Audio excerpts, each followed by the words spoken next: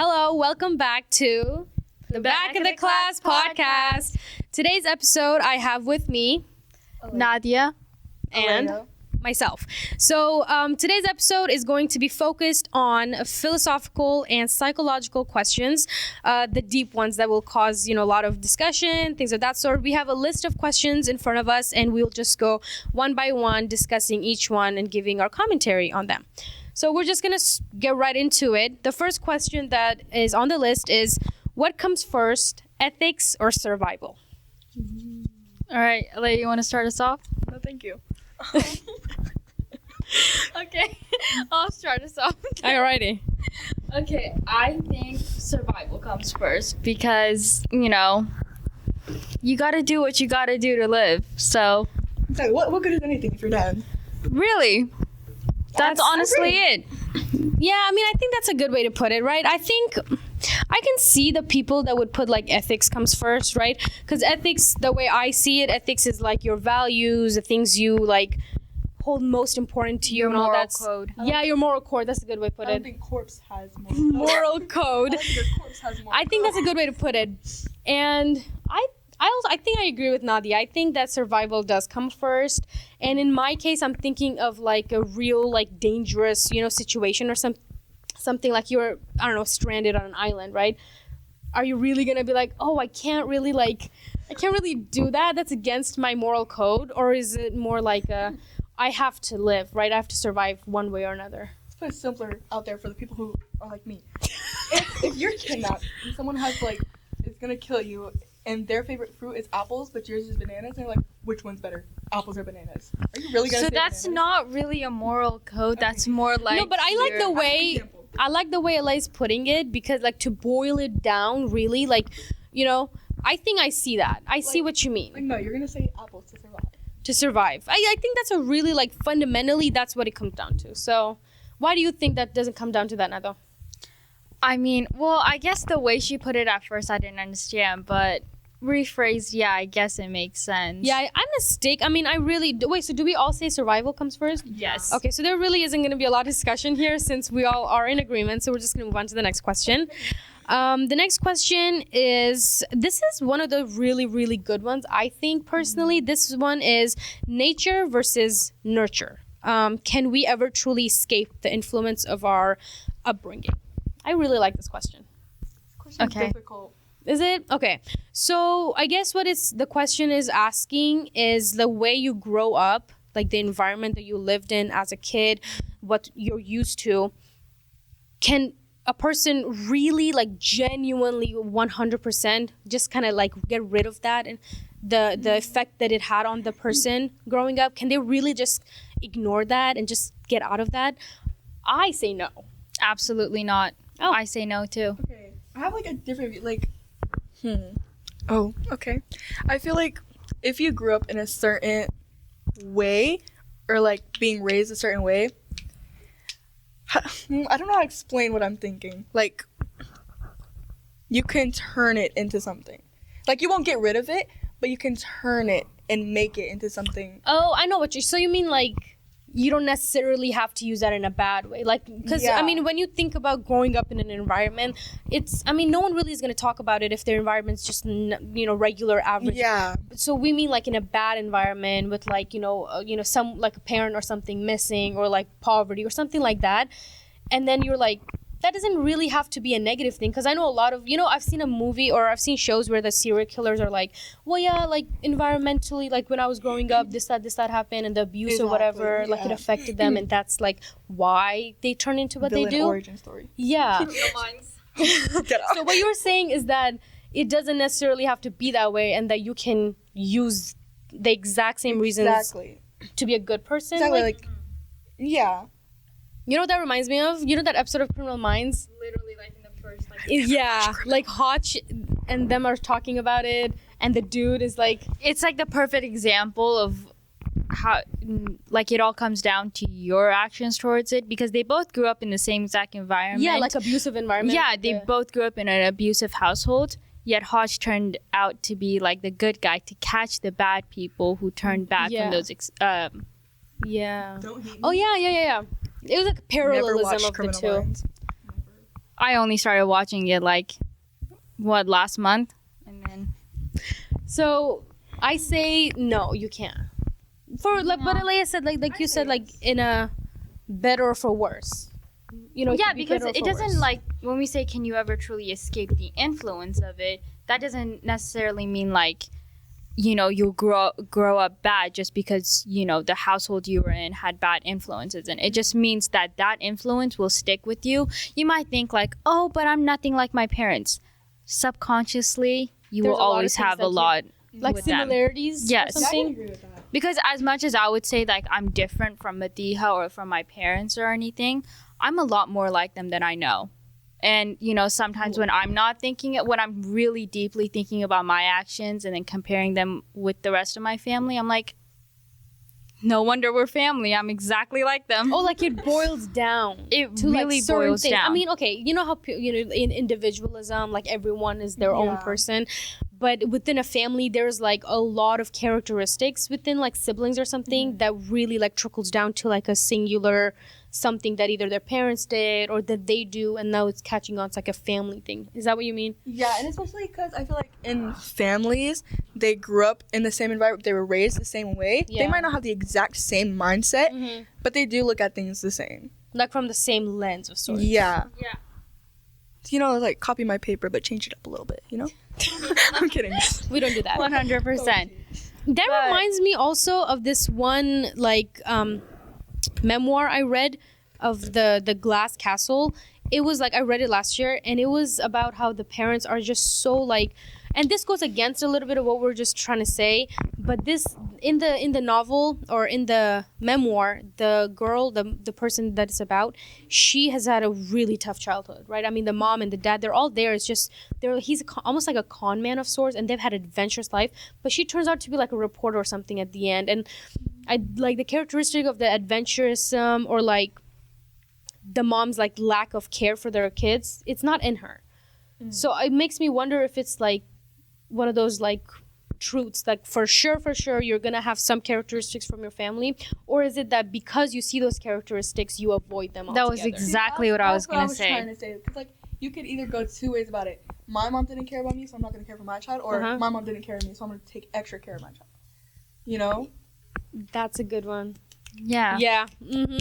Yeah. So like if you grew up in an abusive household, you know, like you would obviously you hate that. There's either you're like because I had to go through something like that, my kids are gonna go through something like that too, Exactly. or it's the exact opposite where if I had to go through that, my kids will never see that, you know, reality. Yeah. Yes, because so many like parents that I know of have this mentality or this mindset that, well, I grew up like this and, you know, I'm like so strong now because of it. So if I inflict that on my children, they'll also grow up strong. But that's not entirely the case, because as strong as they think they are, you know, they don't really. There's like damage there. Yeah, of some there's sort. damage there, but they think that if they just put up a pretty cover over it, the damage isn't there. But it is there. They just want to cover it up. Okay, but thing, like, whether it's good influence, like you said, my kids will never see that or something. Whether it's good or bad influence, technically, isn't it still influence? So technically, the answer is yes, it sticks with you. Whether you turn it good or bad, like I said, or like for better for worse, it sticks with you. it's still influence. Like however you are, it almost like your childhood and like the environment you grew up in will always dictate what you do in life, because you're either avoiding certain things because of the childhood you experienced, or you're consciously and deliberately doing certain things because of that childhood. Exactly. So either way, it's like it's kind of like the right there in the middle. It's always trying to like, you know. Okay. Okay, I, for a second I thought I wasn't able to like express myself You there, got it. but No, you it's got there. it. It's there. Okay, nice segue. So our next question is: are we defined by our actions or by our intentions? That's a pretty good one. I would say they both play a big role. I don't think I could choose one. Yeah. Because intentions are always one thing, but you could always intend one thing and have the action or like however it goes a whole different way, or you could always intend to do something but never be able to actually do it. You know, like the phrase that's like, oh, like if they wanted to they would, but it's like, would you? Like, you've thought about doing a lot of like things like, oh, I wish I would have done that, or I wish I could have done that, but you never did. So how could you expect that out of another person when you yourself can't fulfill that? See, and I have a perfect example because in my house, I feel like I think before like speaking, and like I'll ask why to my mom, and she'll get mad, and she'll like, "Why are you arguing with me?" I was like, "I'm just curious," you know. So like my intention, like, oh, I'm curious about this. I'm gonna ask why. Like, why don't we do this? Why don't we do that? She's like, why are you arguing? You know? Oh, so more like I think this goes a little bit in the gray area of your intention is good, right? Like you intend to you're curious. You just want to know. Your intention is to find out about it. Yeah. But then the action of doing it. But then I think there's kind of like a paradox there, because your intention is to be curious or to find out, right?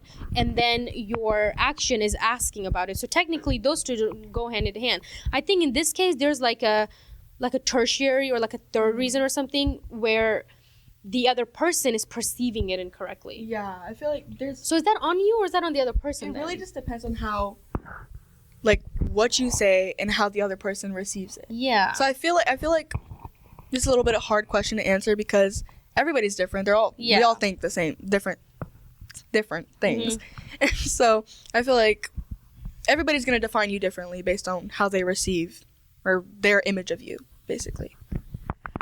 But to really answer the question, it says, are we defined by our actions or our intentions? If you guys can't see, we are in a history class, so let's take history as an example. How many people in history do you know of their intentions and not their actions? None, because we all know everybody based off of their actions. How do you know George Washington intended for any of the things that, you know, happened in the uprising of America? You don't. You just know his actions. So I think to really answer the question, we are defined by our actions. Whether our intentions are good or bad or neutral, at the end of the day, a legacy comes down to your intention, to your actions, not intentions. That's what people Well, I think that in a way it shouldn't be like that. Okay, I can agree that, you know, it is your actions and it is the way. But should it be like that is... Okay, but that's not really the question. That's not the question, but I want to take it at that angle because should people, you know, define you or judge you based on your actions, your intentions? Because I think of it as more like actions can be misleading, right? I mean, unless you're like, let's say we're having a conversation, our action right now is talking about this stuff, right? Making a podcast. Our intention is to try to like put this out there. But like to another person, it could just be like us goofing around, not really, you know, we just don't want to be whatever. Like we don't want to go home or whatever. You know, we're just here. We just want to kill time, hang out. That's not what we're doing though. But they don't know the backstory of how this is coming to be, why we're doing all that stuff. So I think actions are limiting, is what I think. Actions are limiting in the sense that you really got to know the context, right? You got to know like the reasoning and the exigence. Otherwise, actions can be really misleading. Yeah, and like your original question, should we be defined by our intentions? I think no, because it's hard to... Intentions or actions? Intentions. So the original question is, are we defined? Her original No, mine, like, should we? Yeah, the question she asked, should we? I think no, because, like, how other people know your intentions? Yeah. It's because of your actions. Like, your actions is what's telling people your intentions. Yeah, but I feel like there's also like kind of a gap between your intentions and your actions. Sometimes you can intend to do something, but you don't take that action or whatever, or you intend to do something and then the action is like kind of dull. No, you know, like people can't really see it, right? You intend it out loud, but then the action is behind closed doors or something. Like I feel like there's a lot of things that just... But then wouldn't the action be not doing what you intended to do? That's a good point, because the act, like not doing something or the silence is the answer kind of thing. You know, have you guys heard of that thing? Yeah. Silence is the loudest answer you'll get. In this case, I feel like no action is the action you get, right? Yeah, because, you know, intentions obviously is one thing. Like I can intend to like do my homework for science when I get home after this. But will I? Oh, that's another question. But in this case, she's being defined by the fact that she didn't do her homework by her teacher, because the teacher doesn't know that she's busy here or that she has another extracurricular thing after school or something like that. So for the teacher, he doesn't know that she had reasons for not doing it, right? Unless she did, and then she just didn't do it. But in this case, we're talking about her not having time, right? And the teacher would define her by the fact that Nadia didn't do her homework. She must not be a good student, something like that.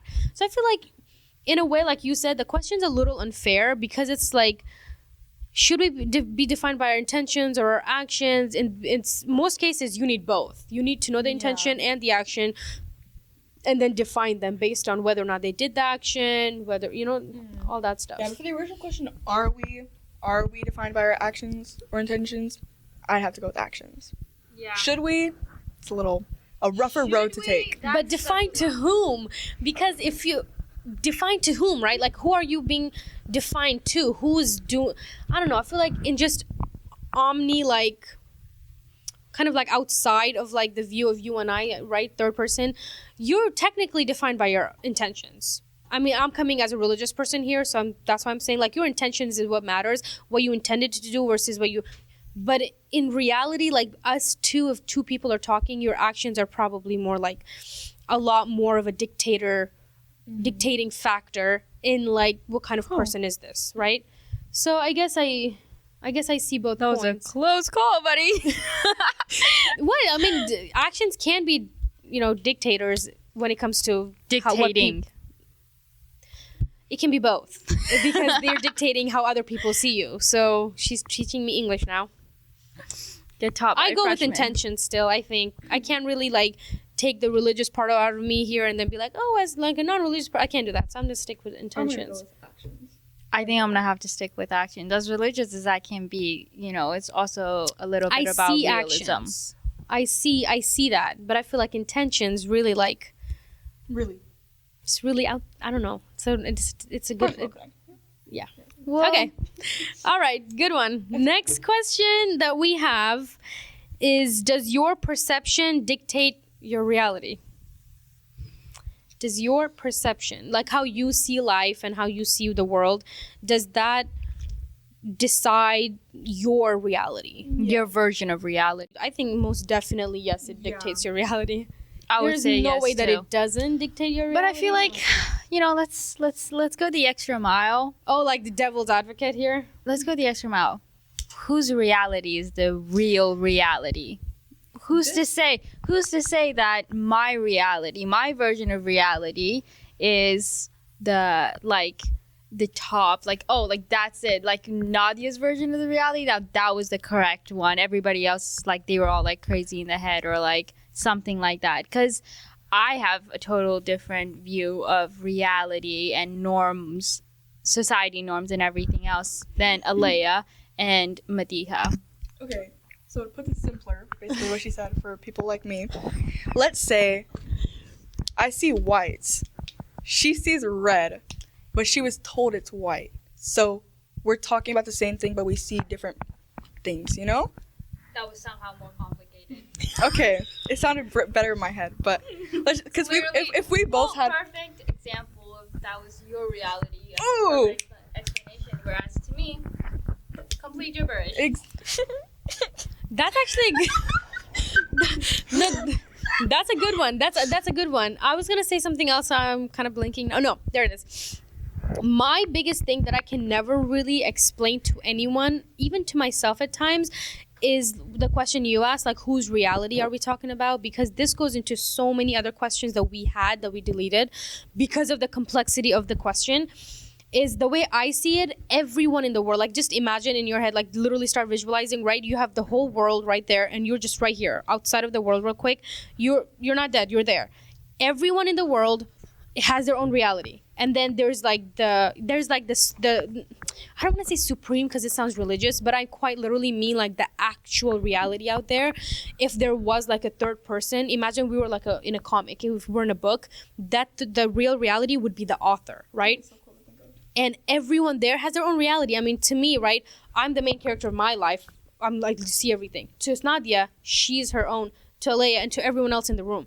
So, but there's another reality, right? Because to me right now, like, I don't know, like I can't express it properly, but there's like a supreme actual reality out there where everything is happening and there's actual reasons behind it. For us, I mean, there's so many mysteries out there, right? What's her name? Diana from England, Princess Diana, her death. There's so many like speculations around whether does she actually, just was it an accident? Was it like a, conspiracy where the crown actually killed her because of whatever? We don't know, but in the actual reality there's explanations of it. We're not the audience to that reality, we're audiences to our own reality. So for us there's so many things. There's does that make sense? Yeah. Okay, because I feel like sometimes I can't express that, but yeah, I feel like there's definitely like an actual reality. And even in history, like in history there's so many things that definitely happen in this timeline that we don't know. That's why we don't get taught. But does it really mean that didn't happen? It happened out there in the actual reality, just not in ours. Because we're not being taught, So that's how I see it. Yeah. Does it make Wow. sense? Okay, if that makes sense, then that's good. Because I thought I was just gibberish for a second. Okay, but that makes me wonder, like, is history all opinion or is it actual reality? Like, because there's so much of we're sitting in a U.S. history room, so let's not even talk about the U.S. Let's talk about world history here. I mean, how much do we really know about the Egyptians and the pyramids? Not all, because there's a lot of conspiracy theories about them too. Because, again, I think the conspiracy theories, like all of them, they start rooting from like the unknown, right? Anything that's like in the timeline, like you have a timeline going like, okay, 1920s, 30s, 40s, all the way down. You have like something, but then the more further back you go, the more like there's gray areas where there's a huge question mark. Like what happened here, right? Like the Pleistocene era with the dragons, with the dinosaurs and all the wildlife. Like we know most, right? But then you go back and then there's like huge question mark as to, so how did this happen? How do we go from trees and dinosaurs and birds to Bluetooth and Wi-Fi? How did that work? Like who made that journey? How did we make it as humanity? So I think I lost the question already. I don't know where I was going with that. But history, right? So history, I lost it there for a second. Ooh. History, if it's recorded history, I feel like if enough people saw the same event, right? Even from their own different realities, if enough people saw the same event, it goes down in history, and then we get taught that. That's how I see history, and I know there's definitely things in history that we don't have answers to, like the assassination of JFK, right? The car with the open thing, and then he gets shot. There's so many it's like an open hooded car. He was driving out, and then like someone shot him, and he died. And he and there's like conspiracy theories around that, like because there's like videos of it circulating around, because the bullet was supposed to come from the back or from an angle, but the way his like quite literally his scalp flew, it was from a whole different angle. So there's like really a lot of conspiracy theories out there. Why do you know this much? Because I was in Mr. Thomas's class for history, and he really went into detail. Yeah. And so there's conspiracy around. So why did that happen? It's kind of like defying the laws of physics. Again, that's something that is not recorded as to what happened in that, right? We know he died, but how did he die? All the hows and whys, we don't know that. That's what makes history so complex, and the questions like this can, arise, because there's so many times in history where it's a complete question mark. You don't know. So really good. Is it really actual history? Like, is all this really truly happened? I can probably bet my scarf that most of them happened. So All right. that's for that question. Next question. Is the fear of death rooted in a deeper fear of not having truly lived? That one. Yes. I love this question. For me, no, I don't fear death. I fear, what have I not done yet? Like, because I can think of endless things. Oh, so you agree with this? Like things you haven't done before you died. So you want to make sure. Oh, so I feel like I fear whether or not I've truly lived more than I fear death itself. Yeah.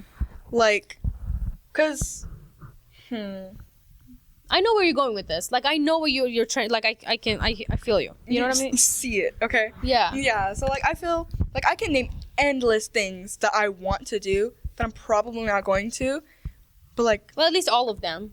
yeah, I'm not gonna do all of them, obviously. I could. See, that's the thing. That's the thing. Like, before I die, I want to know, can I do this before, like, I want to experience this. I want to have many fun experiences in my life before I kick the bucket. And that's why people have bucket lists too, right? Is that what it is? Why did I? Sorry. Oh, she just I made can't the connection. I can't tell if they're being sarcastic or not, but I didn't. No, this happens on a regular basis. I didn't know that the bucket, like kicking the bucket, means you died. I didn't know that. I didn't. That's why it's called bucket. I didn't know that. I knew. Okay, I knew the idea of like a. Mind bucket you, guys, list. this is a senior. Guys, I'm just. I don't know. Okay, I knew that having a bucket list is like things you want to do before you die, but I didn't know that kicking the bucket meant like you know, that's one of the idioms I wasn't familiar with. And I don't know why they're giving me so much like crap for it. I don't understand. I hate No, I'm they- still shocked because I just connected dots to that bucket list. Oh, she wasn't being sarcastic. No. So No, So no, there is a no. newer This is person not who a found- this is not sarcasm. This happens every day. She figures something else new out. That's like, so oh, crazy. I just said the phrase kicking the bucket. And Okay. I didn't realize it's that. truly a wonder in the minds of Alea Collins Langford. So what Alea basically said is that the question is the fear of death rooted in deeper fear of not having truly lived, and the truly lived, that's a definition, is very vague. Everyone has different definitions of have you truly lived, have you truly, you know, like you don't know that. Yeah, because I feel like when people fear death, you know, why do you fear death? Hmm. Because there's so many things you haven't done. You want to live. You want to live to You do wanna those live things. to have experiences. You know, so I think the fear is actually whether or not you've truly lived the experience that you want to live before you. I mean, as long as we humans have been alive, we knew that death is a thing. It's not like one day Yeah. someone died and like, what happened to you, Bob? You know, like nothing like that happened. It's like we knew that we die. It's just, I guess, the matter of when we die, how longevity and all that stuff, that's Yeah. different. But knowing that you're gonna die has been like a factual thing. It's probably the only true 101% kind of definitely true Yeah, thing that's out there for sure. Because everybody, you know that you're gonna die at some point in life, but every day you're not in fear, like, oh, you know. I feel like, but as you get closer to death, I mean, of course you don't know, but if you were told that you were gonna die like tomorrow, you would think of all the things that you haven't done. Yeah. So Yeah, I think I also agree with the, you know, like no one's No. really ever truly scared of dying. Maybe like painfully dying or something. Like I've seen those really graphic, like, you know, movies But where then they're wouldn't like, you just be scared of that thing? yeah, You you'd be scared of death. You'd be scared of. you'd be more scared of the pain more Yeah. than the death itself. I don't know. I feel like death itself has been just such a concept that everyone's just been around for so long that maybe we don't understand it all that well. I mean, I don't, right? I'm not saying Yeah. I do, None but of us are truly. but I definitely do think that, you know, not having truly lived, but it's like most people, I mean, you know, Okay, wait. I mean, I totally agree with like I would if I knew that I was gonna die tomorrow, I'd probably be like, you know, what have I not done? Like, wait, no, I'm just 14. and the idea of I'm just 14, that literally is an indication of like I'm only I haven't 14, lived I yet. haven't lived yet, I haven't done X, Y, and Z. For a lot of people, I mean, it differs, right? What your idea of truly lived is, because for some women, their idea of truly lived is having married and kids. For some women, the idea of truly lived is you want to start your business, you want to be out there in entrepreneurship. For some people, truly lived is just Single auntie who parties every night. right. And so for everyone it really differs, that idea. But then I think the way I see it, like a lot of people don't, because of the fact that they know death happens, but their idea of death is like far away, right? They just like kind of waste their like a little bit of their beginning of their lives. They just kind of rot away, doom scrolling, whatever it is. They just do all that, and then when the time finally comes, they realize I truly haven't lived yet or something, you know, the way I see it at least. So Yeah. I guess. So I guess. I think the answer to the question, no. Death, the fear of death is not rooted deeper than the fear of truly living. Okay. or is the fear of death rooted in a deeper fear of not having truly lived. Oh, Yeah. you're not right. A lot of people, yeah, a lot of people really fear death because like, oh, death, right? Oh my God. But yeah, it really truly like deeper rooted would be like the below the surface level would be the fact that you haven't truly lived yet and you're not ready to give up Yeah. on all the worldly things. Yeah, and I think just like this is like personal question. I'm definitely more afraid of whether I've truly lived. Like, Yeah. before I became a freshman, Ooh. bawled my ass out to my mom because I was like, wait, wasn't I just in 3rd grade? Yeah. I feel oh my God. Yes, like in high school, you're like, oh my God, I'm in high school already, because you're like, have I enjoyed my kid life yet? You know. Yeah. And then high school, when you're out, you're like, have I enjoyed my teenage life yet? Like, And did I then live high school? yeah, This is not like high school. that's This is another way at to all. think about it. I was gonna say something, I forgot it. We're just gonna move on to our last question. Aleo, you want to pick our last question between the first and the So second many one? options. I think, what is more important, forgiveness or acceptance? Oh, I think acceptance, because with acceptance comes forgiveness. When you fully accept something, you learn to forgive it too. like you all like in due time. Yeah, like in due time, and subconsciously, once you've accepted like the actions of somebody else, you've also subconsciously forgiven them. You just don't know it yet. Because, like, you've healed, you know? So, like, it's over with. So, technically, you already forgave them, I feel. I don't think these two are mutually exclusive. I think that when you forgive someone, like you forgive them, like, oh, I'm sorry, it's okay, right? It's okay, you did it. Isn't that like inherently just the act of accepting that they did it Well, already? I feel like forgiveness is more for the other person. Like, I'll forgive, but I definitely won't forget. It's like, you did it once, you can definitely do it again. You know, so I But feel in like, this- yeah, like acceptance is for your peace and for your mind. I feel like Forgiving forgiveness is for the other For the person's I can agree with this, actually. I peace. can get on board with this. I do think that when you accept a situation, whatever it is, you're doing it for yourself. You know, peace of mind, you've accepted that it happened. When you forgive someone, you're not really doing that for yourself. You're forgiving them because they need to know, so for their peace of mind, that they've been forgiven by you. yeah. Yeah, But I because feel like when in you most apologize, exchanges, I feel like in most exchanges, both take place, no? Like you just No, you Well, not I mean, you can really. say you forgive someone, but then deep down you're like, what flip? what the flip? Like, you can say you forgive someone and then like think it's all cool, and then you're just like, like you're not like, you know, internally you haven't accepted you haven't either. accepted it. Because like when somebody's done you wrong, like it takes a long amount of time to heal from that.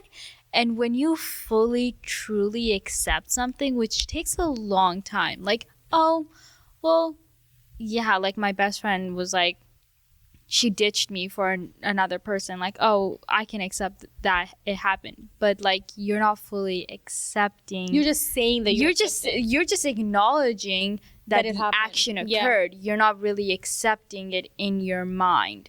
So that you know that you're now friendless and you don't have a friend. and it's like and it's like you don't have that peace in your mind, because in the back of your head you'll always have that thought, like, my best friend ditched me. You'll always have that thought in the back of your head, but bless you. Bless you.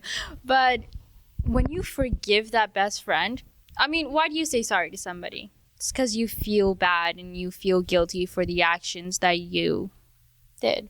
Yeah. Mhm. So when somebody forgives you, that gives your mind peace, because you know that they've accepted, or like they. Yeah. that they've moved past that. But if you can't accept something, you can forgive it without accepting it. Mhm. But you Yeah. can't accept something without forgiving it, because acceptance comes with forgiveness. If I accept the fact that, well, me and my best friend of like 2-3 years are no longer best friends because she found other people with that. Okay, but no, I don't think that. I think I disagree. The fact that A little bit. yeah, I think I disagree with the fact that with acceptance comes forgiveness. I mean, you can accept that it happened, but you Without can't. forgiving them. Yeah, like I can. Let's say for example, like I don't know. I mean, this is like a super rare case and kind of extreme case where like my parents got into a, God forbid, car accident, right? And it was a drunk driving car accident, not just a whatever. And I can accept it happen. I mean, I have to, right? My reality just completely changed. I accept that it happened. They're gone. Am I going to forgive the driver though? I'm not going to forgive the driver ever, right? Like I can maybe like, you know, just for their peace of mind, maybe I can pretend that I forgive them. But in my deepest heart, I'm not going to forgive But someone that did that's that. not you accepting it. That's you acknowledging that that action happened and that you no longer have Parents. but like you're not truly accepting the fact that you no longer have parents. No, I don't There's a think. But in that difference. scenario, you don't have a choice. Like you quite literally Yeah. have to accept that it happened. Because it did happen. Like I know, and then we go into the thing of like the step 1 and step 2 of like the Days the of fight. grief. Yeah, that one. Right. Then we go into that. But even there, acceptance comes, but forgiveness doesn't. Forgiveness isn't part of or anything like that. So I personally don't. I feel like I can't. Isn't I feel it? like I feel like I can't agree to that. I don't know. Yeah, I'm also kind of like sided with Medea because like I accepted that my brother pushed me down the stairs yesterday, but did I think it was cool? No. Like just Like, do I forgive him? but in the long term, you'll eventually. So maybe Yeah. like gradually with acceptance comes forgiveness, but immediately right, with it, I don't think so. Yeah, because, well, I mean, Did we just change your mind? Agree. no, Oh, okay. it's an agree to disagree, but Agree to disagree. So I guess that pretty much sums up everything. That sums up our episode as well. Thank you for listening in. We'll see you next time We'll at be back next time. with the Back of the Class podcast. Wow, they just left me hanging. Back of the Class podcast. Back of the Wait, Class wait, wait. podcast. 1, 2, 3. Back of the Class podcast. So She's gripping onto that mic with your leg. okay, so as I was saying, let's take skin of frets. Schizophrenic. I think she means schizophrenic, guys.